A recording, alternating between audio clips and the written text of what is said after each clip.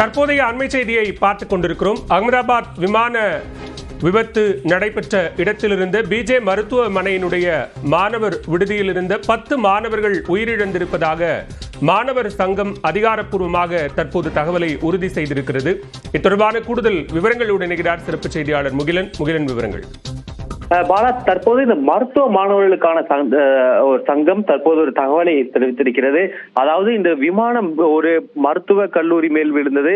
அப்போது அங்கு பல மாணவர்கள் உணவருந்தி கொண்டிருந்தனர். அதில் பலரும் உயிரிழந்தனர் என்று சந்தேகப்பட்டது. தற்போது 4 மருத்துவ மாணவர்கள் உயிரிழந்திருப்பதாகவும் 6 உறவினர்கள், அதாவது இந்த மாணவர்களை பார்க்க வந்த 6 உறவினர்கள் தற்போது உயிரிழந்திருப்பதாகவும் தற்போது இந்த மருத்துவ மாணவர்களுக்கான சங்கம் தற்போது அதிகாரப்பூர்வமாக தெரிவித்திருக்கிறது.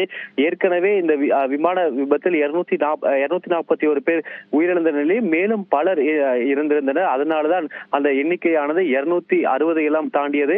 தற்போது மாணவர்கள் தரப்பிலிருந்து 4 மாணவர்கள் மற்றும் 6 மாணவர்களை பார்க்க வந்த உறவினர்கள் மொத்தம் 10 பேர் உயிரிழந்திருப்பதாக அதிகாரப்பூர்வமாக தகவல் வெளியாகியிருக்கிறது. மேலும் இந்த எண்ணிக்கையானது மேலும் கணிசமாக உயர்வதற்கான வாய்ப்பு இருப்பதாகவே அஞ்சப்படுகிறது.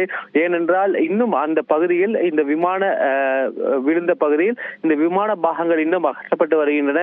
இன்று காலையும் கூட ஒரு சடலமானது எடுக்கப்பட்டது. அதனால் இந்த பணிகள் முடியும் வரை நாம் பொறுத்திருந்து பார்க்க வேண்டும்.